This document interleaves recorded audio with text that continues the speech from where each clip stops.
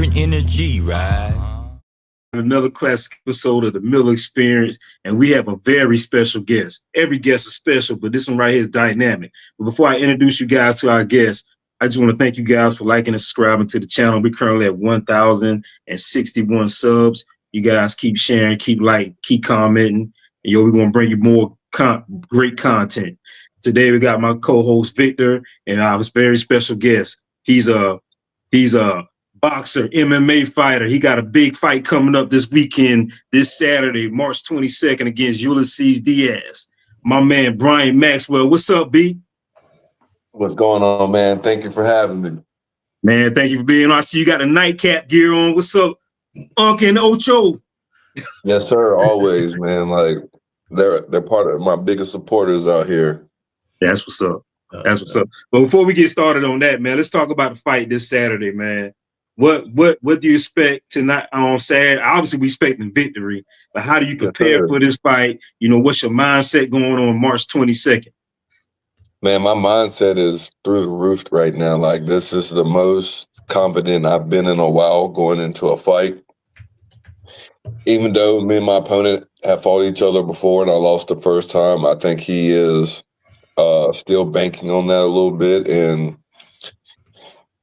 underestimating me. And this fight, like I said, I'm super confident about it that I'm going to get this win because this fight is giving me back some tools that I haven't been able to use in boxing or in bare knuckle fighting, and it's giving me my elbows back. It's giving me my heavy clinch work back, and if I knock him down, I get to use ground and pound, and that's basically what I was doing before I was doing boxing or bare knuckle anyway. So, me being able to use those tools again makes me feel like super high level now. So it's going to be Saturday. It's going to be one to watch. A lot of people are, of course, saying I'm the underdog, blah, blah, blah. But also a lot of people are saying it's going to be fight of the night. Oh, yeah, most definitely. Now, you brought it up. I forgot, my bad on that. I forgot to mention this in my intro that you are a bare knuckle champion. So let me ask you this, man. I'm not a bare knuckle champion yet. Oh, let's put it out there, man. We gotta come on, man. We gotta put it out there in the universe.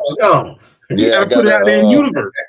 I gotta work my way back up the ladder for that, but it's gonna come within the next year. So let me ask you this: what's the difference between bare knuckles and with boxing? Obviously, I know one's no gloves and one's with gloves, but tell me, like, you got to have a different psyche to be a bare knuckle fighter, right? I mean, it's a part of being an athlete. You got to have a different mental regardless. But, the difference is timing. The difference is distance. And, in bare knuckle, of course, you can use the clinch a little bit. In boxing, you can't. But mentally, I mean, it's basically the same, to be quite honest. It just, with boxing, you're getting punched with a glove on, and bare knuckle boxing, you're getting punched without a glove on, and it still has some of the same effects, but not some of the same effects. You feel what I'm saying? So, I mean, to me, it's each its own, but I like both. Now, I'm a former athlete, and I used to play football. I played football in high school and also college, and also wrestled in high school. And they always say for you to wrestle and play football, you got to have a little bit of screw lesson. They say the same thing about boxing. You got to have a little bit of screw loose. What made you get into boxing? Like, growing up, what made you want to become what you are now? Always telling my mom that one day that I was going to be a professional athlete, no matter what I was going to do, like whether it was going to be a professional wrestler, which that went quickly out the window after college, or a professional football player, which that went out the window at the beginning of college. But, I always told my mom I was going to do something with myself and make her proud and be a professional athlete. And, where I'm from, like, there's probably a handful of professional athletes that come from where I come from. And I told my mom, like I said, I told my mom that one day I was going to be one of those athletes, and I didn't want to waste or put my athletic ability behind me and never use it. You feel what I'm saying? So yeah, that's where I'm at, and where I'm at right now, I'm very gracious and blessed to be at.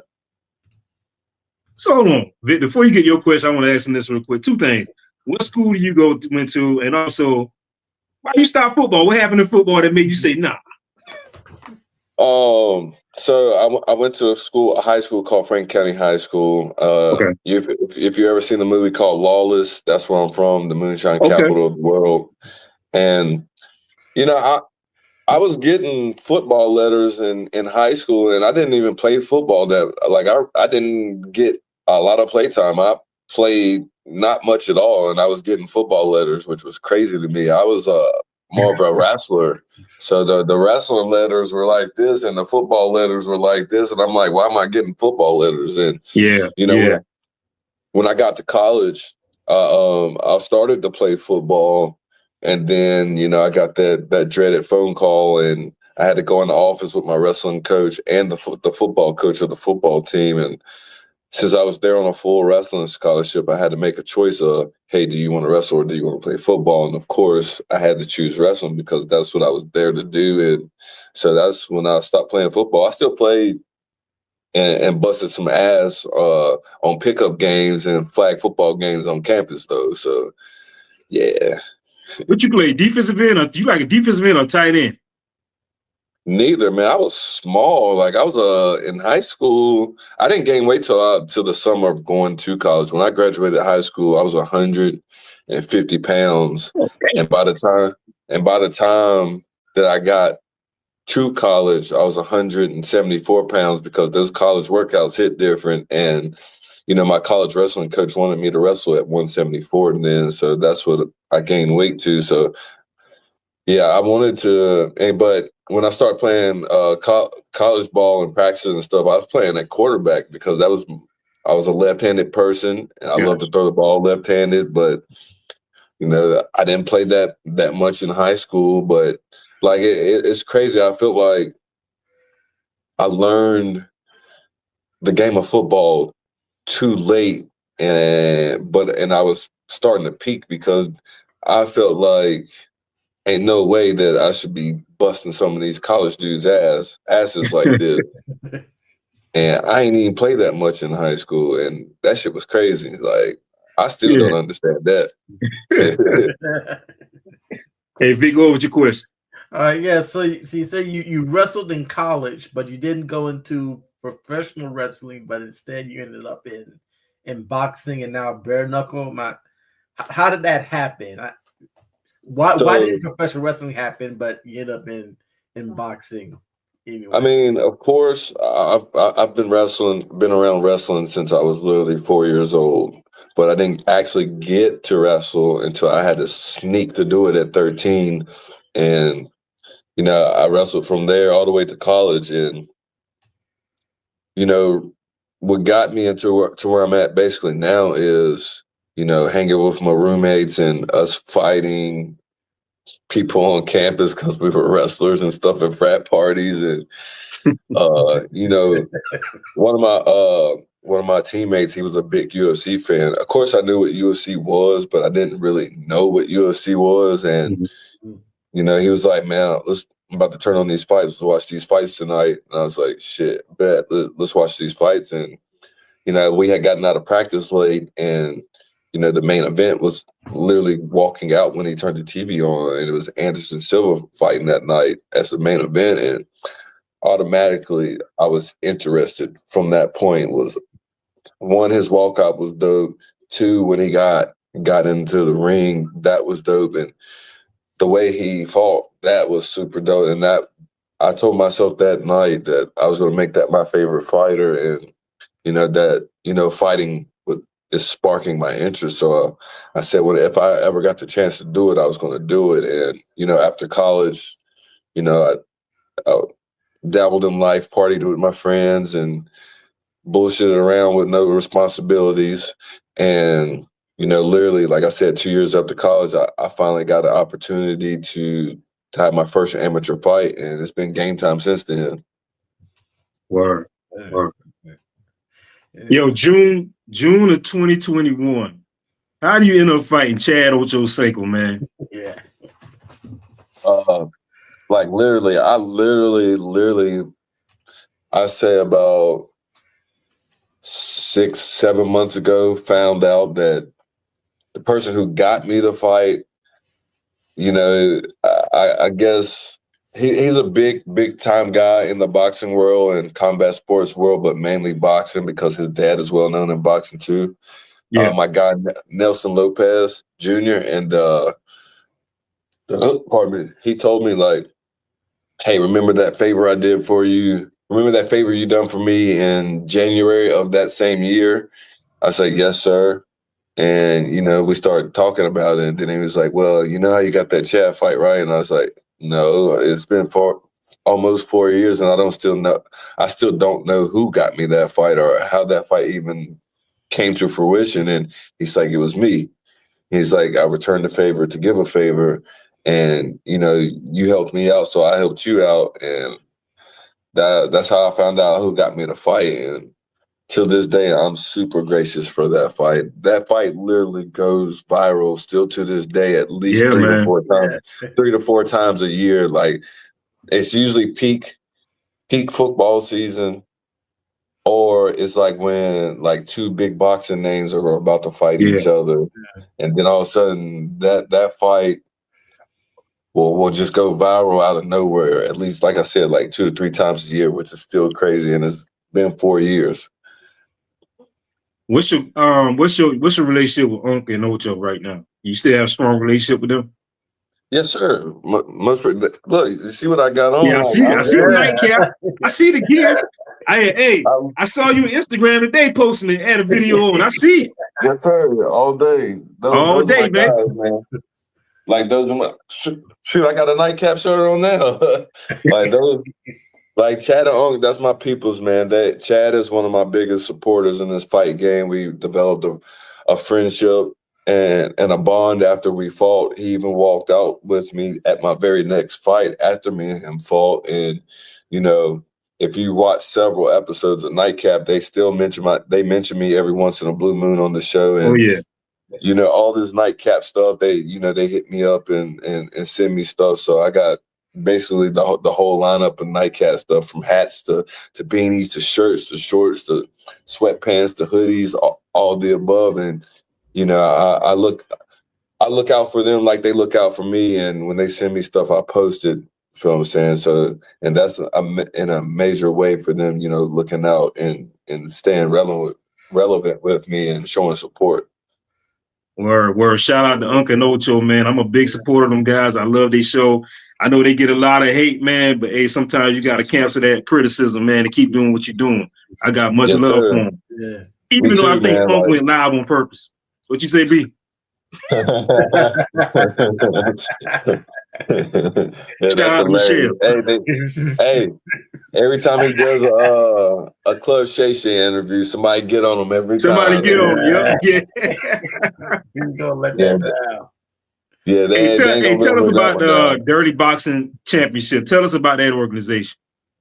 So far, so good. I mean, it's been a few hiccups, but with a new promotion, that's expected. Everything in the beginning is not going to be as fine tuned as it should. There's been a few hiccups, but everything is straight with me because I'm used to doing this all the time. So it's like I always got everything in order before I even get here or give any details or anything in general. But with Dirty Boxing, Mike Perry and the team, they've been great to me so far. They got me standing in a nice place, nice safe place, and they promoted me a little bit, and it's been wonderful, man.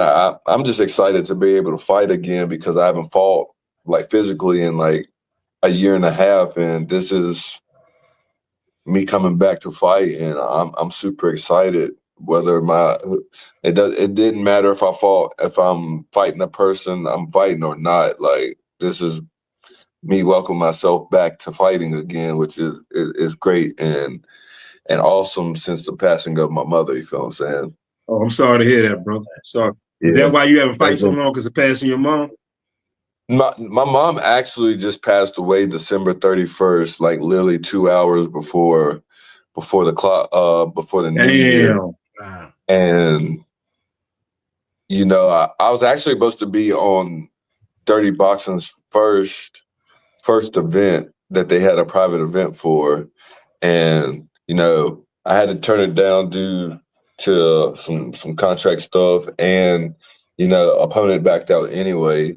And you know, everything that was going on with my mom, she was having more bad days than good things, and bad days than good days, and I didn't want to be all the way down here in Florida and then something happens to her and I have that burden on me that damn I should have been there with her instead of taking this fight. And you know, so I didn't take that fight for this first event. But like I said, man, this is my welcome back party. And I went into camp literally a week after my mom's funeral because the matchmaker hit me up and I was like, I wasn't going to take it at first, but it's an opportunity. I'm an opportunist, and the opponent, I fought him before, so you know I'm going to let him stay on his high horse about that and prove him wrong and show him something different.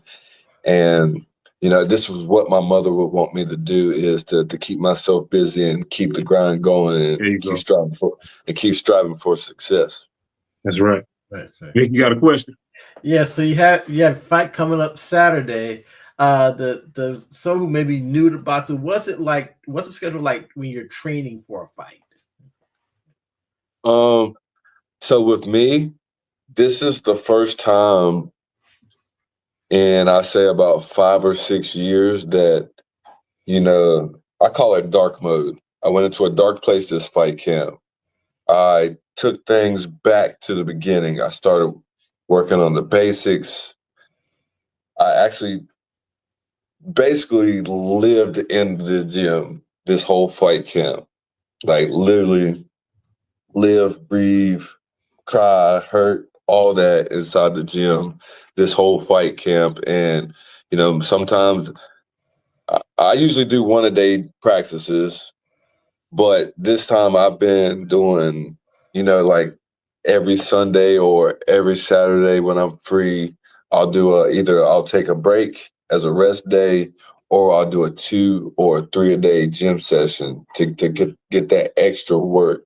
So I know that there's no doubt or anything going through my head that's going to end wrong heading into this fight. But man, I've been locked in. This is the first time in a long time. Like I said, I've been super locked in for a fight, and it's going to show in 2 more days.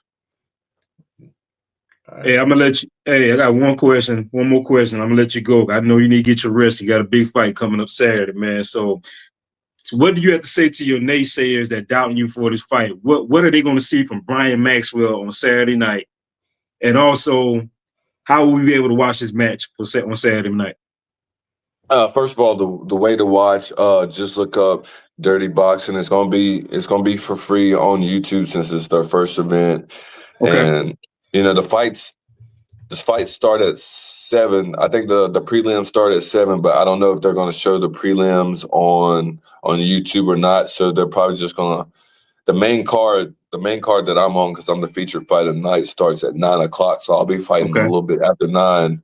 Okay. And you know, my message to the naysayers is stay tuned. It's about to go down. There you go. So remember, guys, on YouTube, he's the main card, 9 p.m. Dirty Boxing, yes, YouTube. Make sure you check him out. I'm gonna be watching. Hey, I'm gonna hit you up after the match, bro. Victory, baby. I'm gonna give you that victory text, baby. Yes, sir. Hey, man, B, thank you for coming on the show. Good luck Saturday night. Stay blessed, man. Be careful. Take care of yourself. Yes, enjoy Miami, baby. yeah, this is a business trip. Ain't no time to enjoy it. I got you. This is business. And then I'm going home, and then I can have some fun when I get home. There you go. Well, good luck. Hey, guys, make sure you watch Brian against Maxwell versus Diaz Saturday night, YouTube, March 22nd, Dirty Boxing Championship. Make sure you check them out. Yes, sir. All right, B. I'll holler at you later, man. I'll meet you up Saturday, bro. Good luck. All right, thank you. Appreciate you for having me. All right, man. All right, guys. Thank you for liking and subscribing to the show. Make sure you keep sharing. So tell a friend to tell a friend.